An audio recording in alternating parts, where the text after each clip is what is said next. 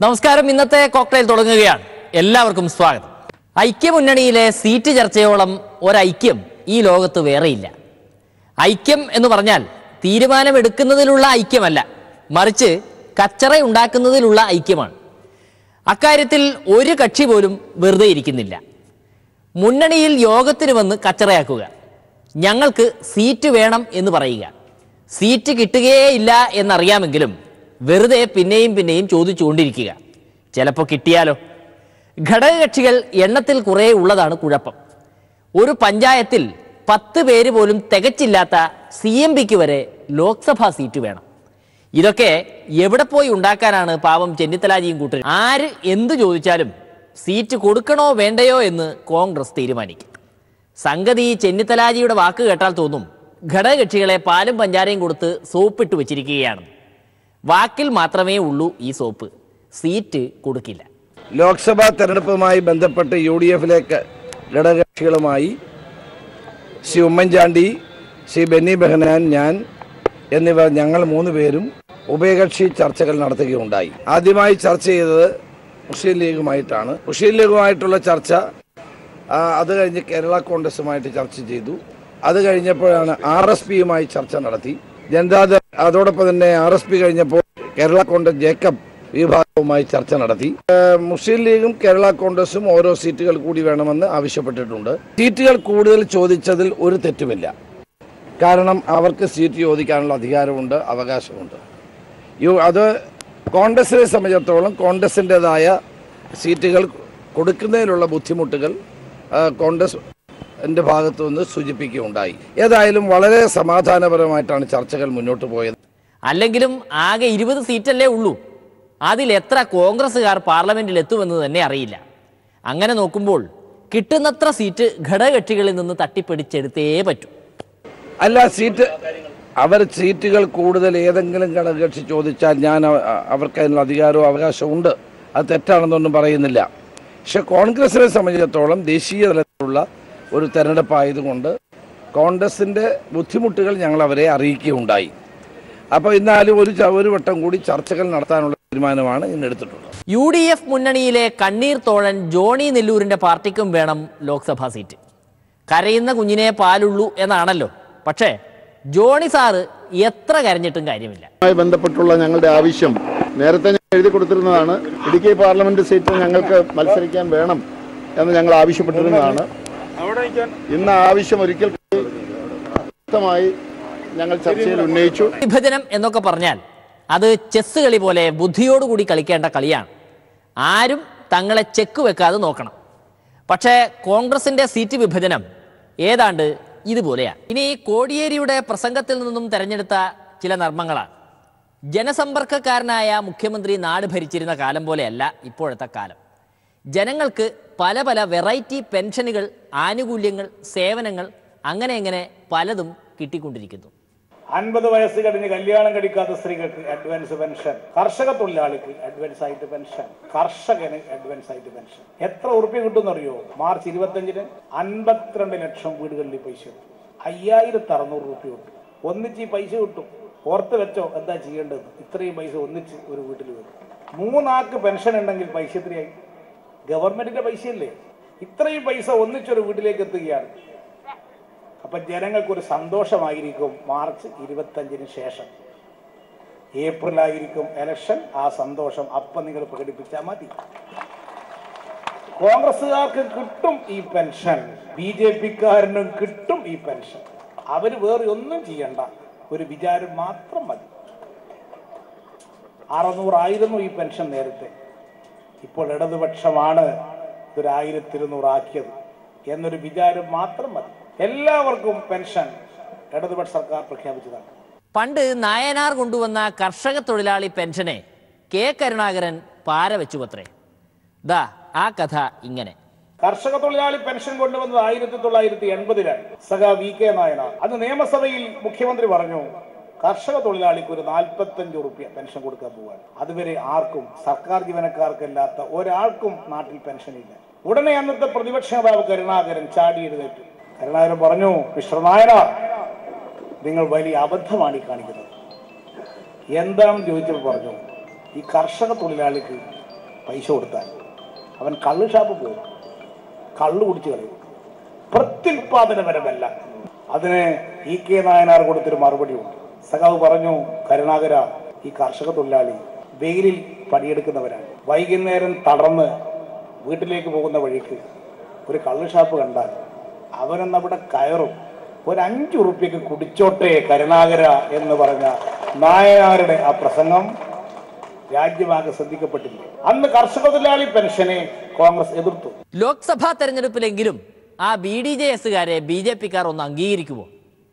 എന്തെങ്കിലും കാര്യമായിട്ട് കൊടുക്കുമോ ഇത്തവണയെങ്കിലും? BJPയുടെ മുന്നണിയിലാണെങ്കിൽ BDJSും BJPയും തമ്മിൽ തർക്കം, PC തോമസും BJPയും തമ്മിൽ തർക്കം. ഇങ്ങനെ BJPയുടെ മുന്നണിയിലും തർക്കങ്ങളും കുഴപ്പങ്ങളും മൂർച്ഛിച്ചു വരികയാണ്. ഈ സാഹചര്യത്തിലാണ് അത്തരം മുന്നണികളിൽ മടുത്ത നേതാക്കളും പാർട്ടികളും ഇടതുപക്ഷമാണ് ബദൽ എന്ന് കണ്ട് ഇടതുപക്ഷത്തിലേക്ക് ആകർഷമാകുന്നത്. ശബരിമലയുടെ പേരിൽ സർക്കാരിനെ കാണിച്ചു കൊടുക്കാൻ പോകുന്നവർ നേരെ ദില്ലിയിൽ പോയി സുപ്രീം കോടതിയോട് ചോദിക്കുന്നതല്ലേ നല്ലത് എന്നാണ് കോടിയേരിയുടെ ചോദ്യം. ഇപ്പോൾ ഈ പറയുന്നു സ്ത്രീ പ്രവേശനം എന്നതിന്റെ പേരിൽ കാണിച്ചു തരാമെന്നാണ് ഇപ്പോൾ ചിലർ പ്രഖ്യാപിച്ചിട്ടുള്ളത്. ഇത് ആരെ കാണിച്ചു കൊടുക്കാനാണ്? കാണിച്ചു കൊടുക്കേണ്ടത് ആരെയാണ്? സുപ്രീം കോടതിയല്ലേ കാണിച്ചു കൊടുക്കേണ്ടത്. സുപ്രീം കോടതി ഈ ലോക്സഭാ തെരഞ്ഞെടുപ്പിൽ ഒരു സ്ഥലത്തും മത്സരിക്കാൻ പോകുന്നില്ല എന്നതല്ലേ വസ്തുത. പിന്നെ ആരെ കാണിച്ചു കൊടുക്കാനാണ്? കോൺഗ്രസ്സുകാരുടെ വാലിൽ തൂങ്ങി നടക്കുന്ന ലീഗുകാർക്ക് നല്ല അസ്സര് പണിയാണ് ഒരു AICC നേതാവ് കൊടുത്തത്. കോൺഗ്രസ് അധികാരത്തിൽ വന്നാലേ അയോധ്യയിൽ രാമക്ഷേത്രം പണിയൂ എന്ന് തട്ടിവിട്ടു ഈ AICC നേതാവ്. ലീഗ് പെട്ടോ? ബാബറി മസ്ജിദ് പൊളിച്ച സ്ഥലത്ത് തന്നെ ഞങ്ങൾ രാമക്ഷേത്രം ഉണ്ടാക്കി തരാം, കോൺഗ്രസ് വരട്ടെ എന്ന് AICC ജനറൽ സെക്രട്ടറി പറഞ്ഞു. രാമക്ഷേത്രം കലാപത്തിന് വേണ്ടി പുറപ്പെടും, അതിന് എണ്ണ കൊടുക്കുന്നു കോൺഗ്രസ്. ഈ AICC സെക്രട്ടറി ജനറൽ സെക്രട്ടറി പറഞ്ഞ, ഉത്തരാഖണ്ഡിലെ മുമ്പത്തെ മുഖ്യമന്ത്രി പറഞ്ഞ ഈ നിലപാടിനോട് മുസ്ലിം ലീഗിന്റെ അഭിപ്രായം, മുസ്ലിം ലീഗ് സ്വീകരിക്കുന്ന സമീപനം, കോൺഗ്രസിനോട് വിധേയമായ സമീപനം സ്വീകരിക്കുന്ന മുസ്ലിം ലീഗിനെ നട്ടെല്ല് പ്രകടിപ്പിക്കാൻ സാധിക്കാത്ത പാർട്ടിയായി മുസ്ലിം ലീഗ് മാറിയില്ലേ? എന്തിനാണ് കോൺഗ്രസിനോട് ഇത്ര വിധേയത്വ നിലപാട് മുസ്ലിം ലീഗ് സ്വീകരിക്കുന്നത്? സ്വന്തം അഭിപ്രായം പോലും പറയാൻ സാധിക്കാത്ത സ്ഥിതിയിൽ മുസ്ലിം ലീഗിന്റെ കേരളത്തിലെ നേതൃത്വം അധപ്പതിച്ചു പോയില്ലേ? പുൽവാമയിലെ ആക്രമണത്തിന് ധീരോദാത്തമായി ഇന്ത്യൻ സേന മറുപടി നൽകി കഴിഞ്ഞു. പാകിസ്ഥാനിലെ ഭീകര കേന്ദ്രങ്ങൾ വായുസേന ബോംബിട്ട് തകർത്തു. വ്യോമസേനയ്ക്ക് അഭിവാദ്യങ്ങൾ. പക്ഷേ നാട്ടിൽ സംഘികൾ പ്രചരിപ്പിക്കുന്ന വാർത്ത ഇതൊന്നുമല്ല കേട്ടോ. ഇന്ത്യൻ സേനയാണ് പ്രത്യാക്രമണം നടത്തിയതെങ്കിലും സംഘികൾ പോയി അവിടെ ബോംബിട്ടതുപോലെയാണ് അവരുടെ പ്രതികരണം. രാജ്യസ്നേഹത്തിൻ്റെ കോൺട്രാക്റ്റ് മൊത്തത്തിൽ അവരാണല്ലോ ഏറ്റെടുത്തിരിക്കുന്നത്. അതുകൊണ്ട് ആഹ്ലാദ പ്രകടനം നടത്താൻ പോലും അവർക്ക് മാത്രമേ അവകാശമുള്ളൂ എന്ന് തോന്നിപ്പോകും. അല്ല, BJPക്കാർക്ക് ഞാൻ ചോദിക്കട്ടെ, മറ്റാരും നടത്തുന്നില്ല എന്ന് കരുതിയിട്ട് BJPക്ക് നടത്താതിരിക്കാൻ പറ്റുമോ? ഞാൻ വിചാരിക്കുന്ന BJP മാത്രമൊന്നും നടത്തി. ഇന്നലെ പല നഗരങ്ങളിലും പലരും നടത്തിയിട്ടുണ്ട്. കേരളത്തിൽ നടത്തിയില്ലെന്ന് ഉള്ളതല്ല പ്രശ്നം. ഇന്ത്യയിൽ അങ്ങോളം ഇങ്ങോളം കക്ഷി രാഷ്ട്രീയ ഭേദമന്യേ എല്ലാവരും നടത്തിയിട്ടുണ്ട്. വിദ്യാർത്ഥികൾ നടത്തിയിട്ടുണ്ട്, ഞാൻ മനസ്സിലാക്കുന്ന മാധ്യമ സുഹൃത്തുക്കൾ നടത്തിയിട്ടുണ്ട്. പ്രകടനമല്ല, മറ്റു പല രീതിയിലും ആഹ്ലാദം പങ്കുവച്ചിട്ടുണ്ട്, മിഠായി വിതരണം നടത്തിയിട്ടുണ്ട്. ഇത് അതിൻ്റെ കണക്കെടുപ്പൊന്നും നമ്മളിപ്പോൾ നടത്തിയില്ല. കാരണം ഇത് സ്വാഭാവികം. അത് അത് പ്രത്യേകം BJP നടത്തിയോ കോൺഗ്രസ് നടത്തിയോ, കോൺഗ്രസ് എത്ര സ്ഥലത്ത് നടത്തി, BJP എത്ര സ്ഥലത്ത് നടത്തി, ഇതിൻ്റെ കണക്കെടുപ്പൊന്നും ആവശ്യമില്ല. കാരണം എല്ലാവരും ഒറ്റക്കെട്ടാണ്.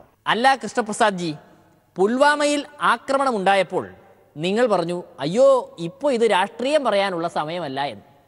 ഇപ്പോൾ പ്രത്യാക്രമണം നടത്തിയപ്പോൾ പറയുന്നു അത് ഞങ്ങളുടെ സർക്കാരിൻ്റെ നേട്ടമെന്ന്.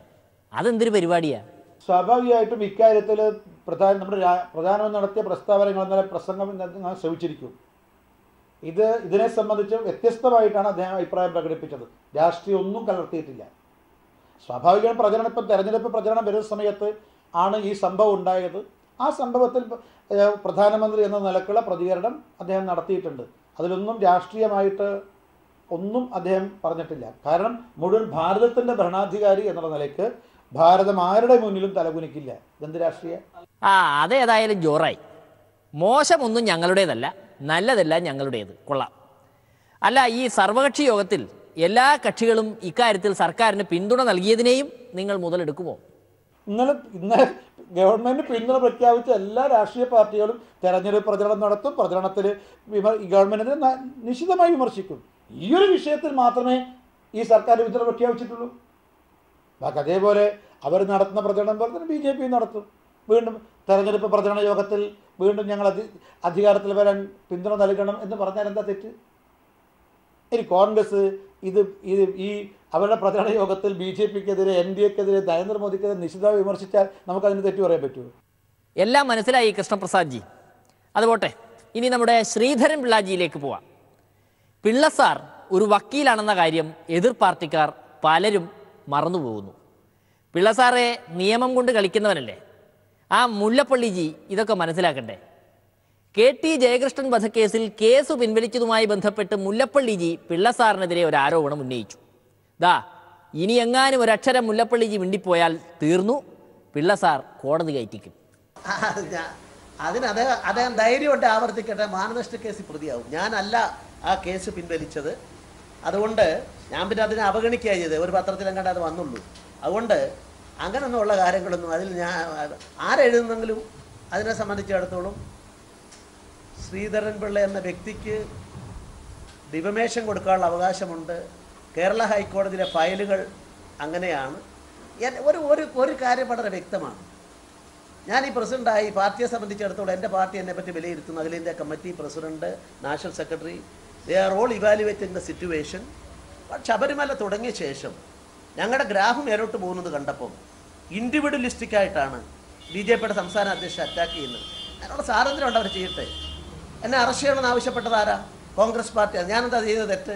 ഒരു പ്രസ്താവന എൻ്റെ പാർട്ടിയുടെ മീറ്റിംഗ് നടത്തിയെന്നാണ്. ആസുലഭ അവസരം എന്ന് പറഞ്ഞാൽ അതിൻ്റെ പേരിലല്ലേ കേസിന് പോയി. കേസ് ആരാ കൊടുത്തത്?